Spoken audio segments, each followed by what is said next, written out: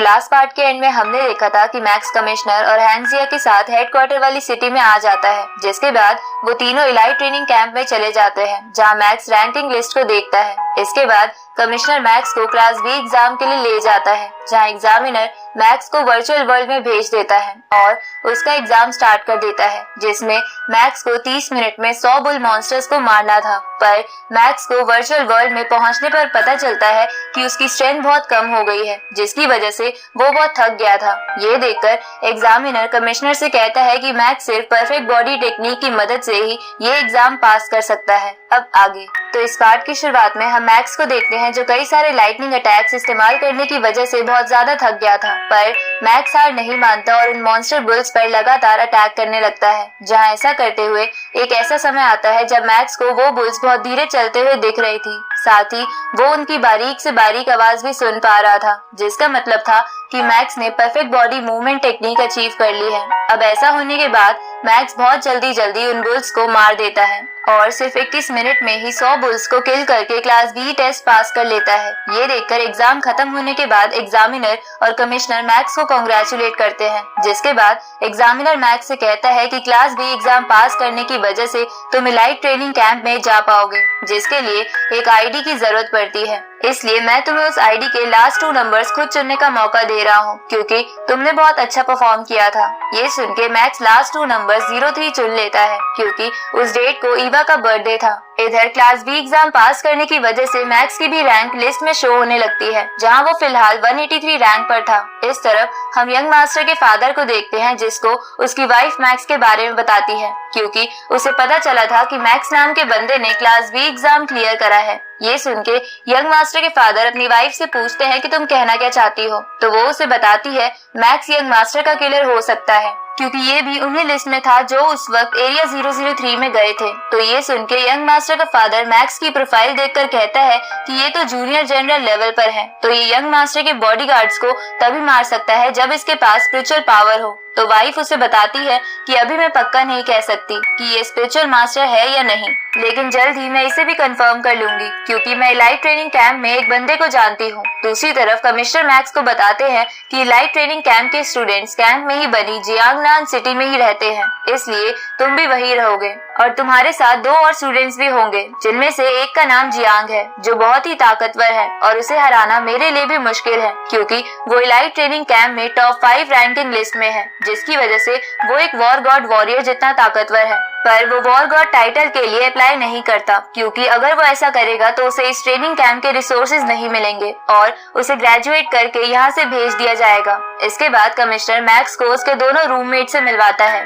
जहाँ मैक्स की दूसरी रूममेट का नाम लिन था। अब कमिश्नर जियांग और लिन से कहता है कि तुम दोनों मैक्स के सीनियर हो, इसलिए तुम इसका ख्याल रखना। तो लिन कमिश्नर से कहती है कि आप चिंता मत करो, मैं मैक्स को कोई परेशानी नहीं होने दूंगी। ये सुन के कमिश्नर वहाँ से चला जाता है और वो तीनों अपने रूम में आ जाते हैं, जहाँ लिन मैक्स को रैंकिंग सिस्टम के बारे में बताती है कि उन सबको हर मंथ की 1 से 28 डेट तक पॉइंट्स कमाने होते हैं और उन्हीं पॉइंट्स के अकॉर्डिंग 29 को सभी को उनकी रैंक पता चलती है। ये सुन के मैक्स लिन से पूछता है कि कोई पॉइंट्स कैसे कमाता है, जिस पर लिन मैक्स को बताती है कि पॉइंट्स 2 तरीके से कैलकुलेट होते हैं, जिसमें से पहला है कि तुम हर मंथ कितने मॉन्स्टर मारते हो, और पॉइंट्स कमाने का दूसरा तरीका तुम्हारी करंट स्ट्रेंथ पर डिपेंड करता है, जिसका मतलब है कि तुम्हारे पंच की पावर क्या है और तुम्हें कौन कौन सी टेक्निक्स पता है, और तुम अपनी पावर्स उस वर्चुअल वर्ल्ड में जाकर पता लगा सकते हो। ये सुन के मैक्स लिन से पूछता है कि सब स्टूडेंट्स रैंक के लिए क्यों लड़ते हैं, तो लिन मैक्स को बताती है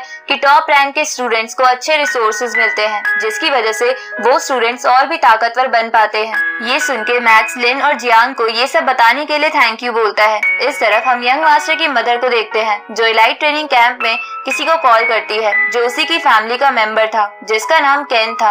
अब यंग मास्टर की मदर केन को मैक्स के बारे में बताकर उसे कहती है कि तुम मैक्स पर नजर रखना, क्योंकि वो मदर जानना चाहती थी कि मैक्स एक स्पिरिचुअल मास्टर है या नहीं। तो ये सुनकर केन इस काम के लिए हाँ कर देता है और अपना ये काम पूरा करने के लिए अपने एक विलियम नाम के दोस्त को अपने साथ शामिल कर लेता है। दूसरी तरफ हम मैक्स को देखते हैं, जो अपनी ट्रेनिंग करने के लिए वर्चुअल वर्ल्ड में आ जाता है, जहां उसे एक रोबो गर्ल मिलती है, जो मैक्स के ट्रेनिंग स्टार्ट करते ही उससे फाइट करने लगती है। जहां शुरू में मैक्स को उससे लड़ने में बहुत प्रॉब्लम हो रही थी, क्योंकि उसकी स्पीड बहुत ज्यादा थी, तभी मैक्स ध्यान लगाकर बहुत पावरफुल पंच से उस पर अटैक करने की कोशिश करता है, लेकिन वो रोबो गर्ल एक पिलर की मदद से उस अटैक से बच जाती है। जिसके बाद वो रोबो गर्ल वहाँ बहुत सारे पिलर्स ले आती है, जिसकी वजह से मैक्स को उस रोबो गर्ल तक पहुँचने में ही प्रॉब्लम हो रही थी, क्योंकि वो रोबो गर्ल मैक्स पर लगातार पिलर से वार कर रही थी। तो मैक्स उन पिलर से बचता हुआ उस रोबो गर्ल पर अटैक करता है, जिसकी वजह से वो रोबो गर्ल एक ही बार में हार जाती है।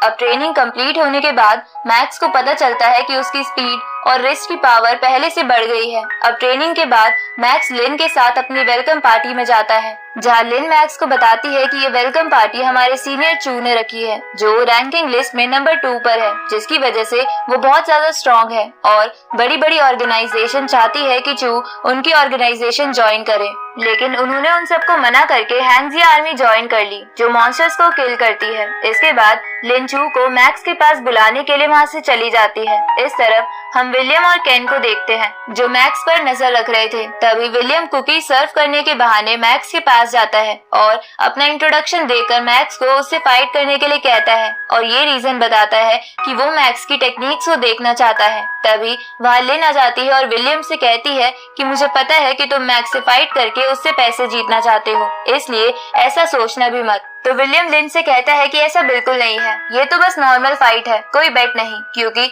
मैं तो बस मैक्स की स्किल्स देखना चाहता हूँ। लेकिन लिन ये सुन के भी विलियम से फाइट के लिए मना कर देती है। तो विलियम बोलता है कि मुझे ऐसा क्यों लग रहा है कि मैक्स बहुत ज्यादा कमजोर है और तुम उसे बचा रही हो। ये सुन के मैक्स सोचता है कि उसे ये फाइट लड़नी पड़ेगी, नहीं तो सबके सामने उसका इंप्रेशन खराब हो जाएगा। इसलिए मैक्स विलियम से कहता है कि मैं फाइट करने के लिए तैयार हूँ, लेकिन मैं ये तभी करूंगा जब जीतने वाले को दूसरा कैंडिडेट 5 बिलियन देगा। ये सुन के वहाँ खड़े सभी स्टूडेंट्स हैरान हो जाते हैं। तभी लिन मैक्स से कहती है कि तुम ये क्या कह रहे हो, तुम्हें ऐसा नहीं करना चाहिए। पर तभी विलियम भी इस चैलेंज को एक्सेप्ट कर लेता है और तैयारी के लिए अपने रूम में चला जाता है। जिसके बाद मैक्स के पास चू आता है। तो लिन चू से कहती है कि सीनियर आप प्लीज मैक्स को समझाइए कि वो ऐसा ना करे। पर चू मैक्स से कहता है कि तुम्हारा कॉन्फिडेंस बहुत अच्छा है, पर तुम्हें इस कॉन्फिडेंस को बनाए रखने के लिए विलियम को हराना भी होगा, इसलिए हार्ड वर्क करते रहना। और ये कहकर चू वहाँ से चला जाता है। आगे लिन मैक्स जियांग रूम में मिलते हैं, जहाँ जियांग मैक्स से कहता है कि मुझे पता है कि तुम टैलेंटेड हो,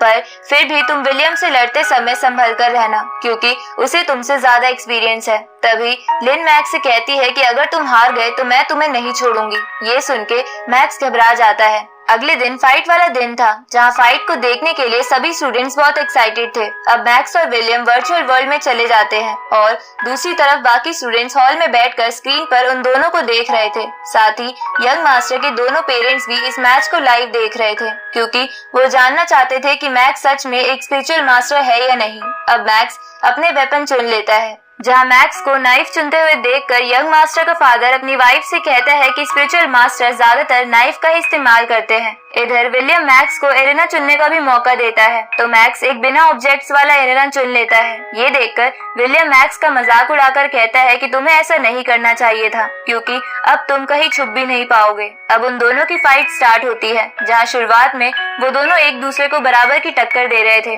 लेकिन थोड़ी देर बाद विलियम मैक्स पर भारी पड़ने लगता है और उसे इंजर्ड कर देता है। ये देखकर यंग मास्टर का फादर बोलता है कि अब मैक्स जरूर अपनी स्पिरिचुअल पावर का इस्तेमाल करेगा, क्योंकि मुझे नहीं लगता कि वो ऐसे ही हार मान लेगा। इस तरफ मैक्स बड़ी मुश्किल से विलियम के अटैक्स को रोक पा रहा था। तभी विलियम के एक अटैक से मैक्स के हाथ से उसकी तलवार छूट जाती है। तो मैक्स उस तलवार को वापस पाने के लिए स्पिरिचुअल पावर का इस्तेमाल करने के लिए हैंड साइन बनाने लगता है। तो मैक्स को ऐसा करते देख यंग मास्टर का फादर स्क्रीन को बड़े ध्यान से देखने लगता है और इसी के साथ ये पार्ट यहीं खत्म होता है।